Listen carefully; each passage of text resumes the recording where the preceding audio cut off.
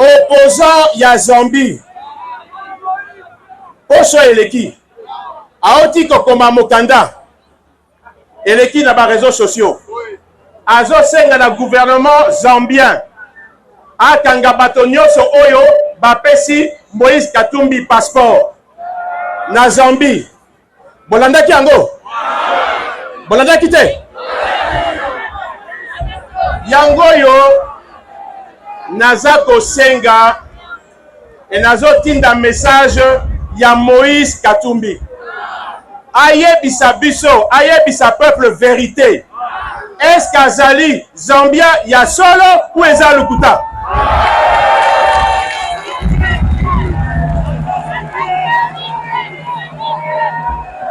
Parce que na mutu na sommet ya mboka okoki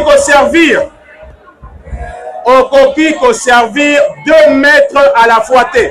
Voyez bien bon? Oko trahir moko na profit na mususu na sommet ya mboka.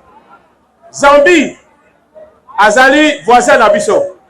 Soki sikoyo tokoti na ba conflit d'intérêt. Zambie a un intérêt na ye. Congo a un intérêt na ye. Siko sokoza na sommet ya mboka. Oko décider ko défendre ba intérêt ya nani? Ya Zambie ou ya Congo?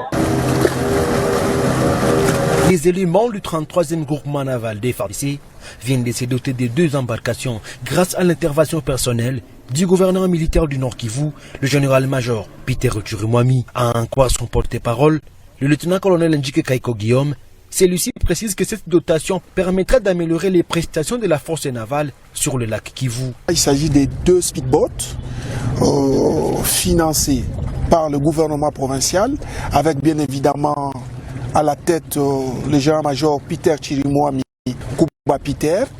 Et l'objectif ici, c'est d'abord sécuriser l'axe liquide, mais aussi lutter contre la fraude. Vous êtes sans oublier que la plupart des minéraux qui sont volés à Rubaya utilisent l'axe liquide pour aller de l'autre côté.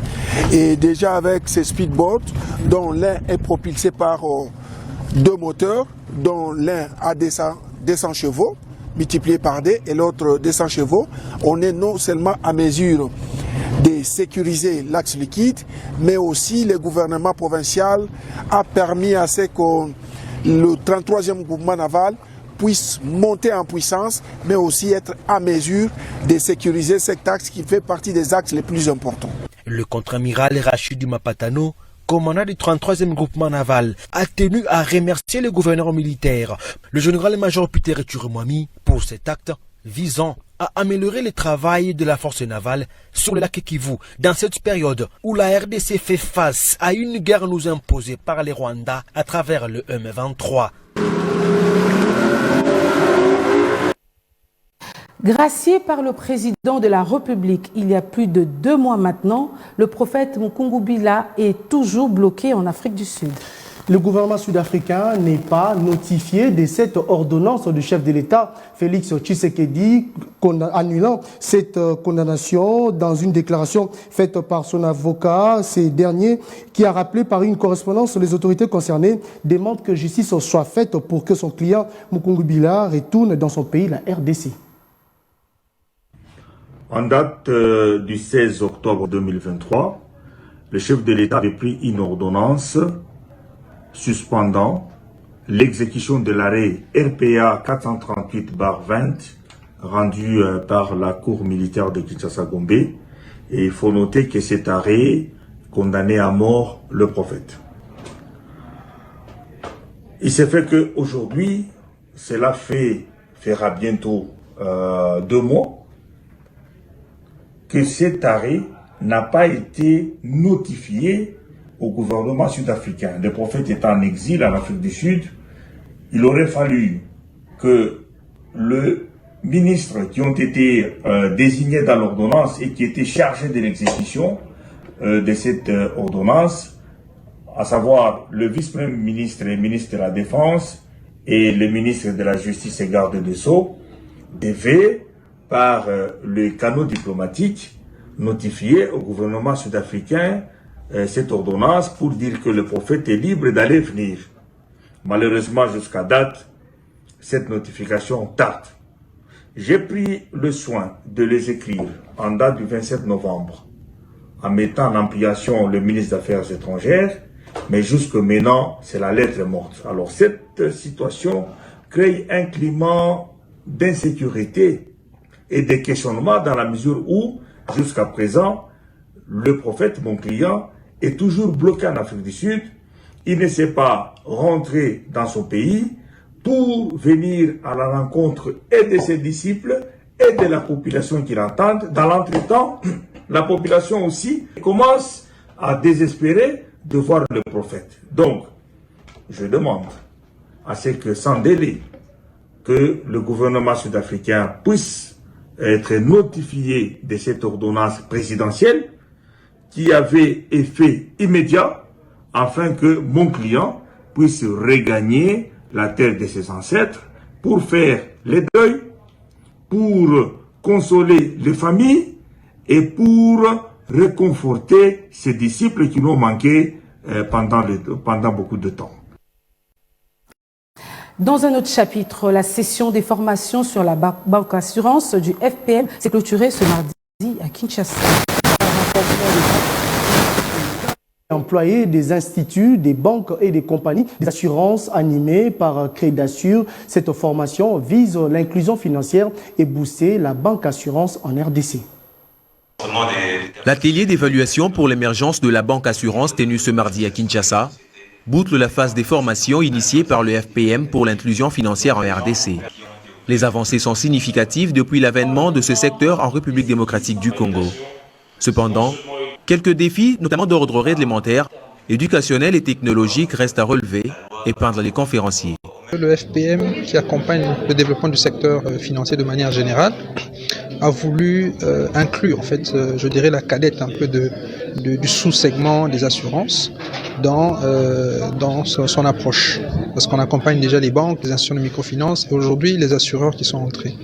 Et donc l'axe que nous avons choisi, c'est l'axe de la formation. Nous avons parlé essentiellement des défis à relever pour que la banque assurance réussisse au niveau du marché des assurances, notamment de protection des données et caractères personnels, d'accompagnement, des défis technologiques et surtout aussi d'éducation financière et d'accompagnement stratégique des deux parties. Plusieurs cadres des banques, instituts et compagnies d'assurance ont suivi cette formation des banques assurances, animée par Crédassure, partenaire privilégié de FPM. C'est une activité dans le cadre d'un programme de formation que nous avons animé. Donc, c'est un programme de formation du secteur banque et assurance pour accompagner la vulgarisation des assurances. Donc, pour ceux qui le savent, donc, il y a la possibilité de commercialiser des produits d'assurance via la banque, donc la banque assurance. Opportune session qui dote la simplification des complexes et améliore les compétences, allèguent les cadres. Les avantages de ce genre de formation, c'est la simplification de produits qui sont complexes en assurance nommée et nos armes pour faire face à une clientèle réticente. Il faut comprendre que pour la majorité de Congolais, les produits d'assurance sont considérés comme importants mais pas urgents. Pour certains, c'est une façon d'enrichir l'assureur. Or, lorsque vous le regardez de plus près, c'est notre pays où on a des fragilités en termes de patrimoine. Le FPM pour l'inclusion financière en République démocratique du Congo est un fonds qui a pour vision la rééducation de la pauvreté et l'amélioration des conditions de vie de la population, qui offre des services d'assurance technique et de refinancement adaptés aux institutions financières qui servent les micros, petites et moyennes entreprises. Parlons à présent des statistiques et de faits de l'État. Ils émanent, vous le savez, du ministère de la Santé. Pourtant, les pays africains ont des capacités limitées en matière de la mortalité. Le cas de la RDC qui veut normaliser sa surveillance. Les acteurs concernés sont en atelier pour élaborer le cadre national de renforcement des capacités dans la surveillance de la mortalité. L'évaluation des scores de l'Organisation mondiale de la santé en 2016 et 2019 ont montré les capacités limitées en matière de la mortalité dans les États membres de la République démocratique du Congo. Les consultations régionales menées par Africa CDC ont mis en évidence la nécessité de normaliser la surveillance de la mortalité et d'améliorer la coordination de la gouvernance dans la surveillance intégrée de la mortalité. Pour donner sa réponse et faire sa part dans cet engagement continental, la RDC organise cet atelier d'engagement des parties prenantes impliquées dans la mortalité dans le pays, ouvert ce mercredi. L'indicateur sur la mortalité, c'est l'un des indicateurs pour le suivi de l'impact de tous les programmes de santé. Et donc pour le faire, actuellement, on utilise parfois des enquêtes pour pouvoir le faire, mais un système de routines de surveillance mis en place n'est pas très fonctionnel dans beaucoup de pays. Aussi, il y en a, on n'a pas toujours l'information de qualité désirée. Et donc, le renforcement du système à travers beaucoup de pays en Afrique est nécessaire.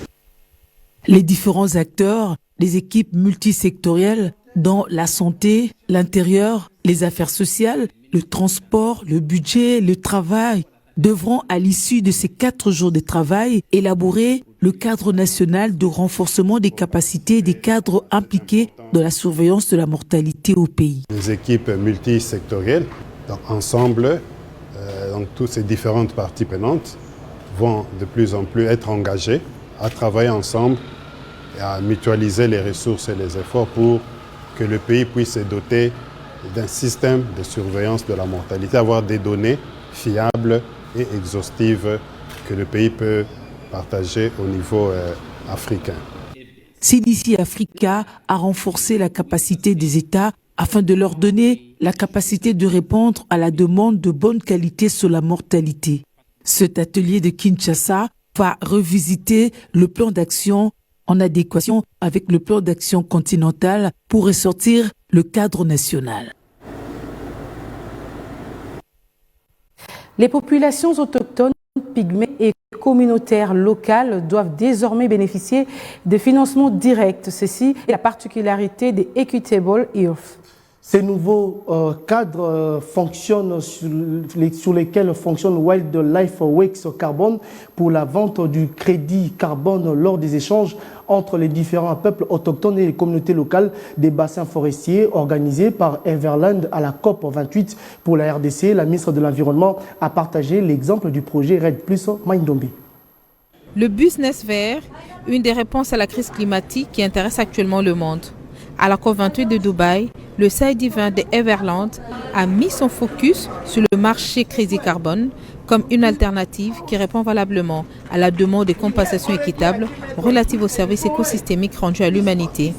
Ceci à travers le nouveau standard Equitable Earth avec un accent particulier sur le droit de peuples autochtones et des communautés locales, gardiens des forêts. Un marché de carbone volontaire qui oublié d'inclure les peuples autochtones. Et maintenant, il faut que de l'argent, le financier, vienne directement aux peuples autochtones si on veut avoir les forêts au futur. Lors des discussions de cette rencontre qui a réuni le peuple de ces 3 bassins forestiers, la ministre de l'Environnement, Eva Zaïba, a expliqué les avantages tirés de ce modèle business, le cas du projet Red Plus Maindombe, piloté par la société Era Congo Wildlife Fox. Il y a le marché carbone pour la compensation de toutes les pollutions. Et mon message était de féliciter les partenaires qui ont compris de notre projet dans les Maindombe. Aujourd'hui, grâce à cette compréhension-là des partenaires, ERA qui travaille avec VVC, ceux-là, ils ont compris, ils ont fait en sorte que nous renforçons notre capacité de protéger les forêts. On a toujours protégé sans que quelqu'un nous le dise. Maintenant, le renfort de cette capacité avec le fonds de crédit carbone nous permet d'avoir les écoles, les hôpitaux, les routes aujourd'hui, l'accompagnement dans l'agriculture. Vous savez quoi? Nous avons besoin de l'oxygène, mais nous avons aussi besoin du pain. Pour Wildlife Fox Carbone, Equitable Earth permettra de prendre une autre dimension sur le bénéfice réel de peuples autochtones et des communautés locales. Actuellement, ils ont attaqué sérieusement notre standard habituel qui est Vera.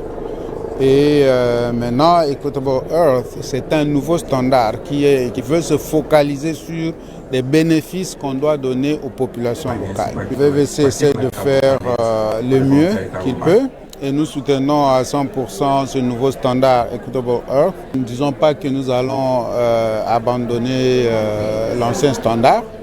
Notamment, le projet Maindombe a été validé pendant plusieurs années et on va continuer avec Vera. Les nouveaux projets vont aller dans Equitable Earth parce que nous croyons que Equitable Earth va être vraiment équitable pour les peuples. Toutes les interventions ont convergé vers le business vert au profit des communautés locales et des populations autochtones pygmées, premiers gardiens des forêts. De l'effectivité de cette obligation légale.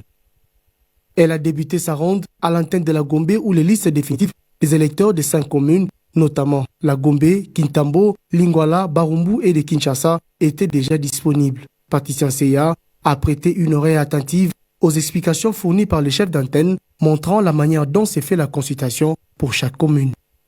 À l'antenne de Kalamou qui comprend les communes de Kalamou, de Kasavubu, de Ngiringiri, de Bandalungwa, de Selembao et de Bumbu, la rapporteure de la CENI s'est pliée au même exercice dans le but de vérifier l'effectivité de l'affichage des listes électorales définitives qui constitue une étape cruciale en vue d'assurer la transparence et la crédibilité du processus électoral. Il était question pour nous de visiter pour s'assurer de l'effectivité de l'affichage au niveau des antennes, voir s'ils ont respecté ce délai, voir s'ils ont affiché. Et aussi, je dois vous informer que je l'ai fait aujourd'hui à Kinshasa, mais d'ici jeudi ou vendredi, le président de la CENI, le président Déby Kadima, va déployer les membres de l'Assemblée plénière à l'intérieur du pays pour s'assurer également de l'effectivité de l'affichage au niveau des débats. À l'antenne délimitée englobant outre la commune délimitée, celle de Lemba et d'Engaba, même son des cloches. La CENI met tout en œuvre pour que nous ayons de bonnes élections le fin décembre et nous les aurons. En croire Patricia Seya, rapporteur de la CENI, cette initiative témoigne par ailleurs du ferme engagement de la centrale électorale à garantir des élections crédibles, transparentes, démocratiques et apaisées. Le vote blanc est un vote et il est pris en compte lors du dépouillement final. Confirmation du directeur d'information de la Commission électorale nationale indépendante, Yves Kota, a appelé la population à ne pas considérer les fausses informations qui circulent sur les réseaux sociaux qui ont pour but de dérouter les électeurs. Il faudrait quand même qu'on mette fin à certaines spéculations. Le vote, ce dispositif électoral, est guidé. Cela veut dire que automatiquement, lorsque vous insérez votre bulletin, il vous présente les candidats présidents de la République. Après avoir voté pour les candidats présidents de la République, les candidats députés nationaux, candidats députés provinciaux et enfin candidats conseillers communaux. Mais attention, on n'est pas obligé de voter pour tous les scrutins. Comme nous le savons, et d'ailleurs, comme ça s'est passé en 2018, lorsque on ne veut voter pour aucun des candidats pour une élection donnée, ce qui est notre droit, on vote blanc. Et sur la machine à voter, le dispositif électronique de vote actuellement, il y a une case blanche au coin inférieur droit sur chaque scrutin et sur chaque feuille. Cela veut dire que lorsque on vous présente les candidats présidents de la République, à part les 26 candidats qui ont été enregistrés pour le scrutin, il y a une case blanc, cochée en rouge, barrée en rouge. Lorsque vous voulez voter pour aucun de ces 26 candidats, vous avez pleinement le droit de cliquer sur la case blanc barrée en rouge. Cela veut dire que vous avez fait un vote blanc. Idem pour les autres scrutins. Et d'ailleurs, pour les autres scrutins, chaque fois que vous changez les feuilles des candidats, les candidats changent sur l'interface sur l'écran, mais la case blanc barrée en rouge, elle demeure. Cela veut dire que vous avez à tout moment le droit de voter blanc.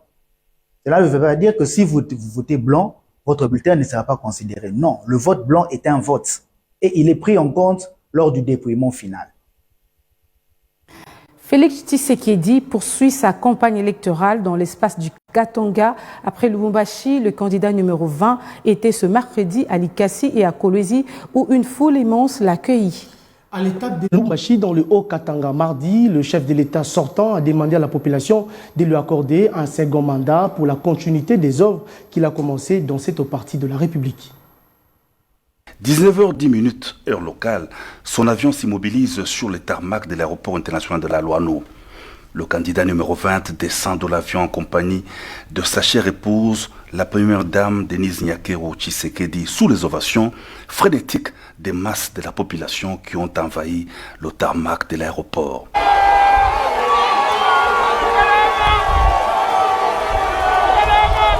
Le candidat numéro 20 pour sa réélection à la prochaine présidentielle reçoit un accueil sans précédent à Lubumbashi. L'aéroport est inondé de monde. La marée humaine accompagne son champion.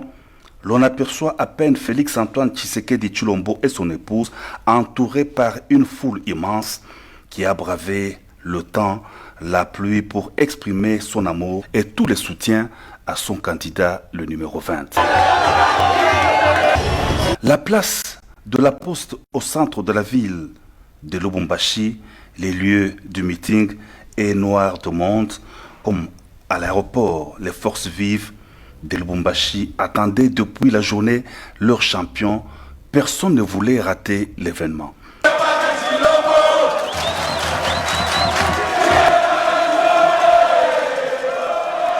Bana Lubumbashi, oye!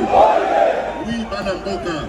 Osana keba po munguna alati poso ya meme me azali kaka munguna omoni babandi kobetela bango maboko na bato ya M23 baza kosenga peuple congolais a voté bango osala keba oloba te ke nayebisaki bino te. La nation est en danger. Nous avons commencé quelque chose avec vous. Tobandi Mosala Yagotonga Mboka Nabiso. C'est vrai que les gens ont besoin de moi tant pour Kokisama. Mais aussi Tobandi quelque chose et Zali Kosenga to continuer en nous. To consolider Baki. Il faut aussi to suivre. Bon Songolais la Monguna porte T. Fatih Beto toujours. Ah, mais la step on la step. Après la kitchen, 3 jours durant, la place de la Poste à Lubumbashi a vibré au rythme des soirées festives à l'honneur du candidat numéro 20, Félix-Antoine Tshisekedi Tshilombo, qui est déjà proclamé vainqueur de l'élection présidentielle du 20 décembre prochain par cette population en liesse.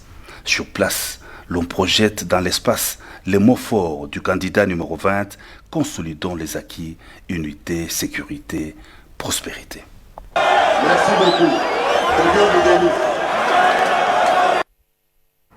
De son côté, Moïse Katumbi, après le Grand Équateur, a entamé ce mercredi la tournée de l'espace Grand Bandundu. Il était ce mercredi à Kikwit où il a invité la population à voter pour lui lors des prochaines élections. Mais à Lissala, d'où il vient, le candidat numéro 3 qui espère glaner des voix dans cette partie du pays a appelé la population à lui faire confiance pour changer la RDC. Survolant la partie sinistrée de la localité portuaire de Bumba dans la province de la Mongala, victime de graves inondations, il a fallu au candidat numéro 3, l'instoppable Moïse Katumbi Tshapwe, 3 tours de piste avant d'atterrir. Tellement l'aérodrome était envahi par des fervents supporters qui brûlaient d'impatience. Ils l'attendaient depuis l'aube, ce mardi 5 décembre 2023.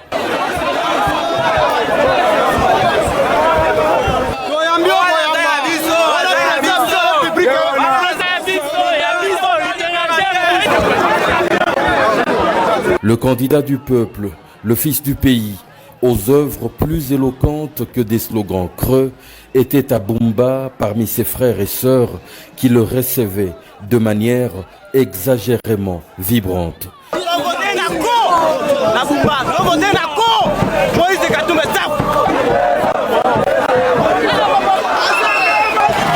Une colonne continue étendue, noire de monde, de l'aérodrome à la grande place du meeting, tellement pleine que la foule se confondait à l'horizon lointain.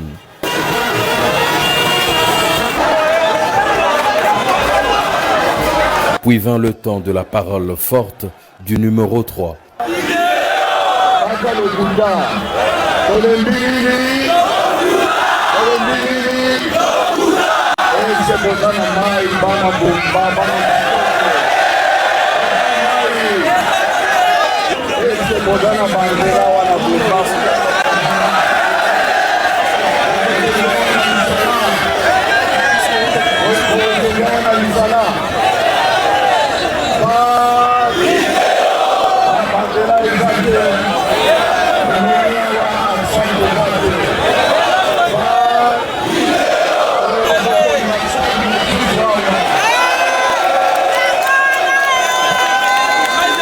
Sans le lâcher, le peuple l'accompagne après le meeting sur le site des récentes inondations où la population, abandonnée à elle-même, a pu voir quelques lueurs d'espoir à travers la visite de leur candidat. Il faut dire que parmi les candidats présidents de la République, Moïse Katumbi et Félix Tshisekedi se sont montrés plus dynamiques à la première moitié de la campagne. Ces deux candidats sortent du lot dans la quête de voix. Ils ont sillonné plusieurs villes et cités du pays, drainant derrière eux des foules immenses. Si les deux se sont mieux illustrés, les autres par contre sont quasi inexistants sur le terrain, sauf Marthe Fayulu, Denis Mukwege, pour ne citer que cela, se font une place de choix entre les deux groupes de candidats.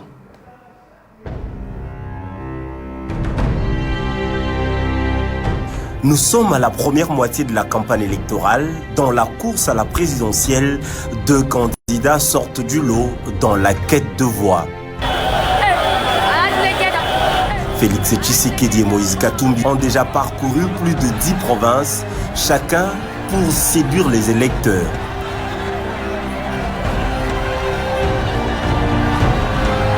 Leur grand défi reste à conquérir le Grand Kasaï, le Grand Katanga, le Grand Bandundu et Kinshasa, la capitale.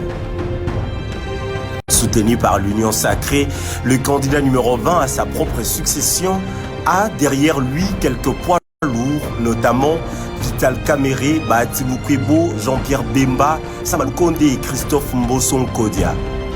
Quant à Moïse Katumbi, il peut compter sur certaines figures emblématiques dont Matata Ponyo, Delis Sanga, Franck Diongo et Seth Kikouni, qui au départ étaient candidats présidents mais se sont désistés au profit du numéro 3. Contrairement aux autres concurrents dont Anzuluni, Marie-Josée Ifoku, Noël Tchani, Joël Bilé, Rex Kazadi pour ne citer que ceux-là, qui sont quasi inexistants sur le terrain, sauf Martin Fayulu, qui se fait une place de choix dans ces deux groupes de candidats, suivis de Denis Mukwege, Adolphe Muzito et Constant Mutamba. Mais il faut dire que, de manière générale, pour cette première moitié de la campagne, comparativement à 2018, tout se déroule plus ou moins bien, hormis les incidents déplorés à Kindu par Ensemble des Katumbi, qui a perdu le président de sa ligue de jeunes, abattu dans des affrontements avec les militants adverses, mais aussi à Mbanzangungu dans le Congo central, où il y a eu de morts et des blessés parmi les électeurs du candidat numéro 20 dans une bousculade lors de la campagne de leur champion.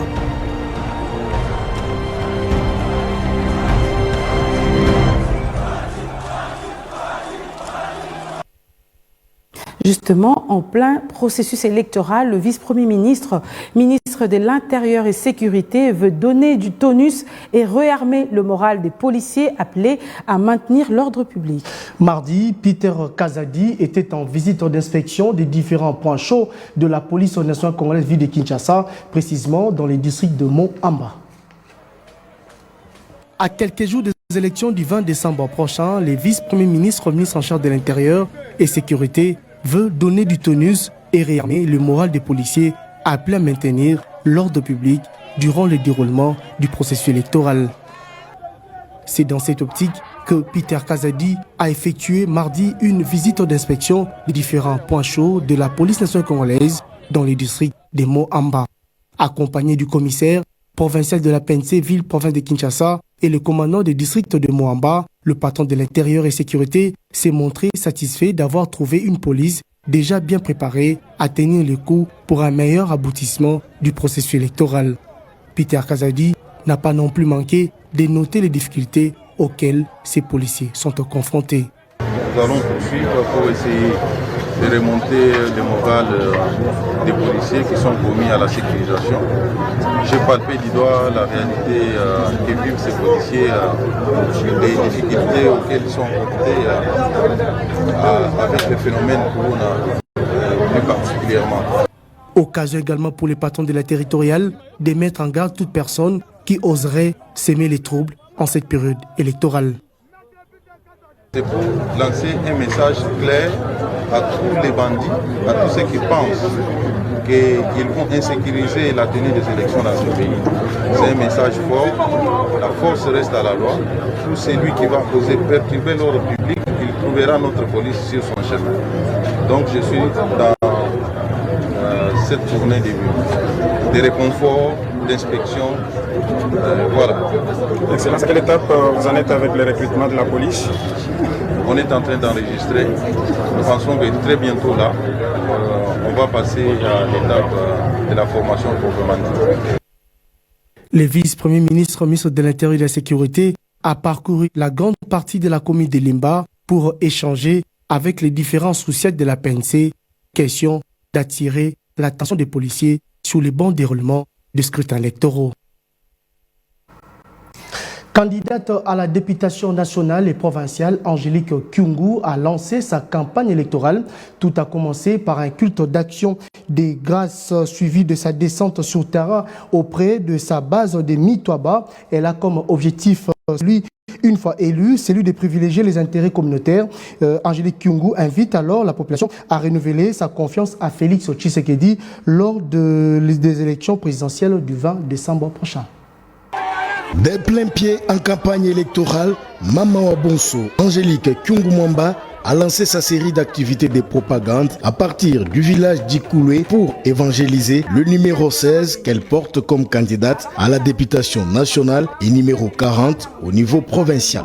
En bonne chrétienne par vocation, Angélique Kyungu Mwamba a de prime abord participé à un culte d'action de grâce à la paroisse 30e CPECO d'Ikouloué. Dans toutes ces agglomérations qui constituent les territoires des Mitwaba, les compatriotes paysans du coin étaient conviés à visualiser sur les écrans géants emmenés par Angélique Kyungu Mwamba afin de projeter toutes les œuvres d'intérêt communautaire déjà réalisées au profit des populations des Mitwaba.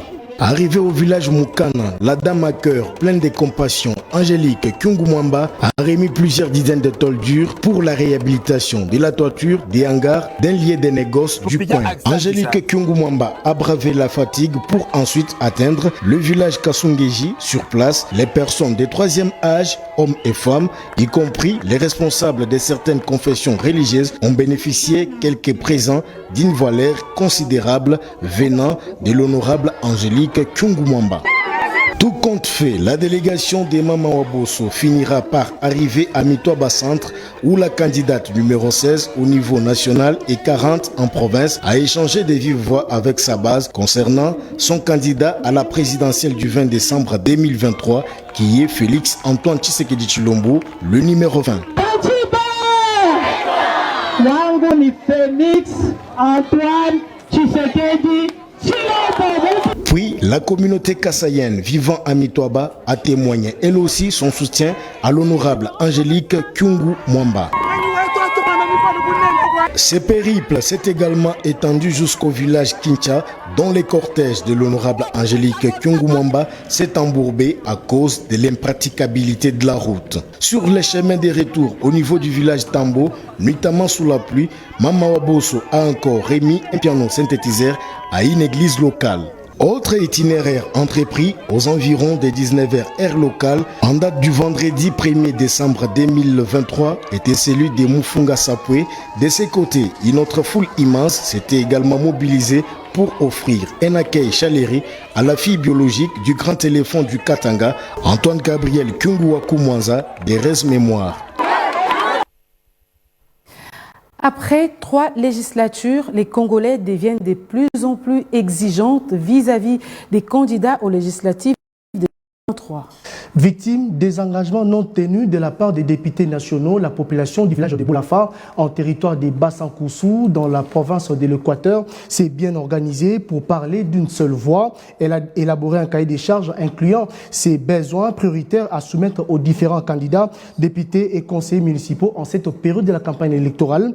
C'est lui qui sera voté et c'est lui qui aura au moins réalisé une partie du cahier des charges de ces communautés. Le port d'Ekeboïla, c'est la pointe du village Bolafa, en territoire des Bassankoussou, dans la province de l'Équateur. Ici, la population vit en majorité de la rivière et de quelques activités engendrées par le trafic en provenance de Mbandaka et Kinshasa, situé à 1500 km. Ici, le développement stagne dans ces contrées qui a produit les députés provinciaux et nationaux aux 3 législatives précédentes. Tout voté 2006, 2011, 2018, toujours à l'autre côté. Dans la zone. Bakosa biso ba utonga zando. Ezate zando akala. La période électorale oyo ba député ba kana d'abord kokosa biso. Bon d'abord député koya botuni pour des sociétés na eto eloko ni na kosala. Akosenga bino ba état de besoin. Bolingi nini? Tolingi boye tolingi boye. OK bo voter nga soki na zui na kosala. Mais tant que vous votez député Abimi, kokende na yake ake kotonga mapangu na Kishasa, ake ne poto, donc et comme vie à bananaï. Cette fois-ci, ils optent pour une nouvelle stratégie, à l'instar de celle portée par l'association de pêcheurs de Bolafa. Dépôt, école, hôpital, pirogue, lance-voix, machette, filet ou hameçon sont au nombre de demandes formulées. Désormais, tout candidat député national, provincial ou conseiller communal devra avant le 20 décembre remplir la majorité de ses cahiers des charges avant d'obtenir le vote des habitants de Bolafa. Décision aux yeux zabou. Ce qui député aïe, propose état de besoin à biso, to liebise que ça la biso boye, tonge la biso boye. Député alingi ache pirogue munena na orbo moto ezawa. Ache moto ata de moto aye ne balé à voter bazongisi.